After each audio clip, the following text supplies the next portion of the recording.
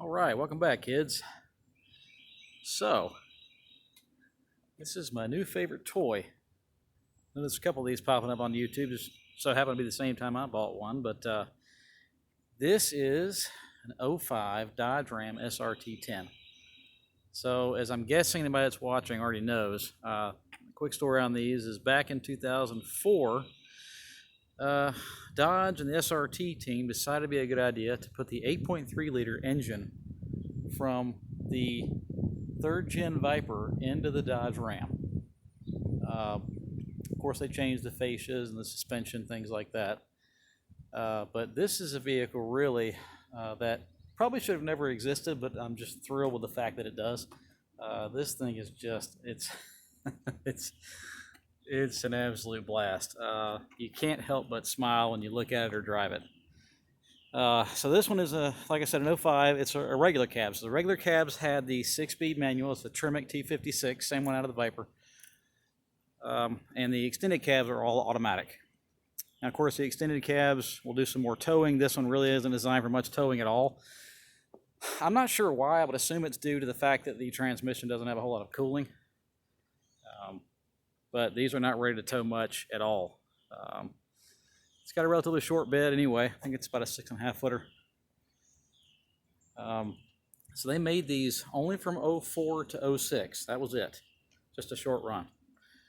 Now this one has had the original wheels removed and these installed. I'm not normally a huge fan of aftermarket wheels, but I actually like these. I think they were a good choice. They seem to fit the style pretty well. They're 22-inch.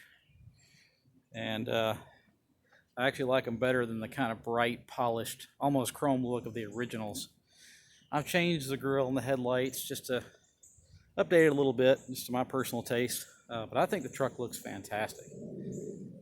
It's got about 97,000 miles on it, so probably higher mileage for one of these, but it's still in great shape. This is the interior. It's, of course, it's a Dodge truck interior of the day, but they did do some things to try to make it nicer, and I think it worked pretty well. They put the silver face gauges in. This one has a shorter shifter installed. That's all my junk there on the other side. It's still in really good shape. It's all factory, original radio. And of course, pop the hood.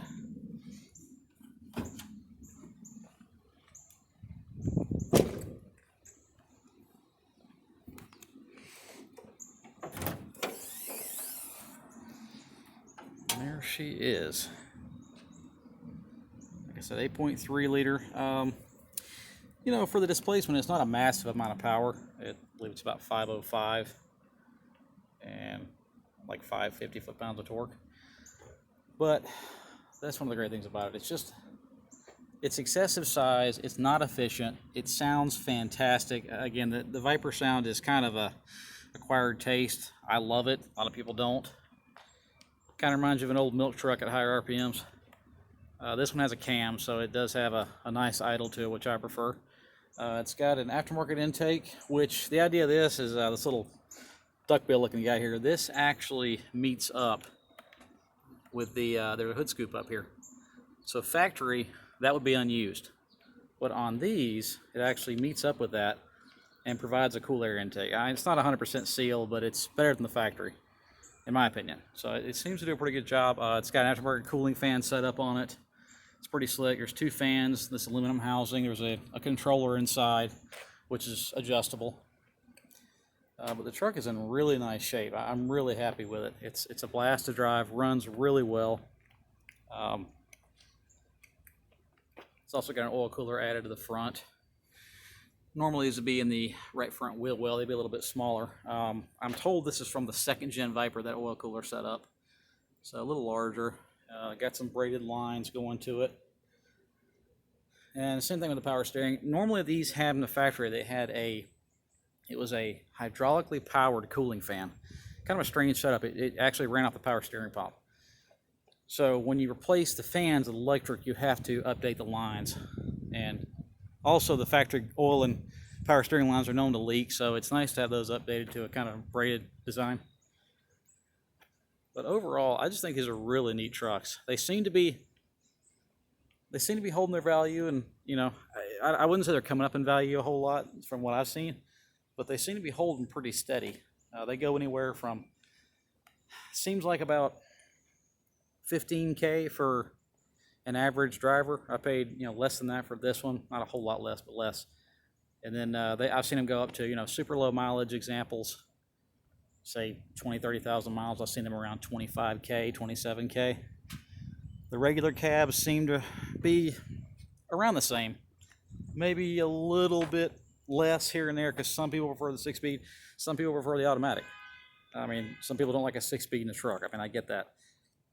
It's not a sports car feel, but I love driving it. I think it's really a treat. I mean, it's just, and the spoiler is something that, you know, I'm not crazy about the way it looks. I don't know if I'll take it off. It's easily removable, but it is part of the character of the truck. It's what it came with from the factory. The 06 models, they got a lot of updates. They actually updated the interior. The quad cabs came with an actual tonneau cover. I believe the regular cabs did too. So this one's just a standard bed liner with the spoiler on.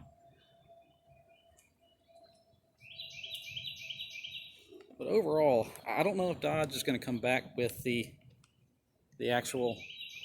new generation, the SRT truck, you know, with the Demon engine or something like that in it. I would see it being something that would be welcomed. I mean, I think it would sell, not in huge numbers, but as of now, this is kind of the only, you know, of course you got the Lightning, but from Dodge, this is kind of the only truck they put the V10 in, the Viper V10. Now, you could get the earlier generation Ram with the V10. This isn't the only possibility, but the Viper engine, this is the only way they came.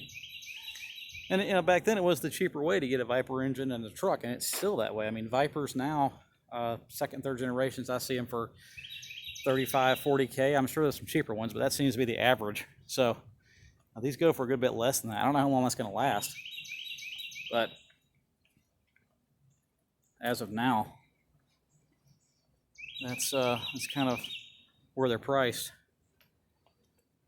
So I just want to give you guys a quick look. I really like this thing.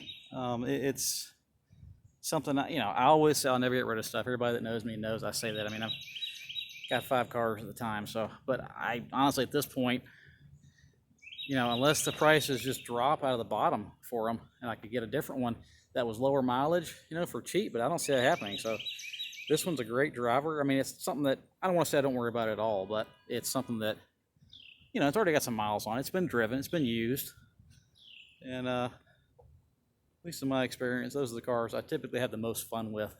They're not perfect. They're nice, but they're not absolutely perfect. So we'll get a driving video I may put up on the lift at some point as well. But otherwise, I appreciate you guys checking it out with me.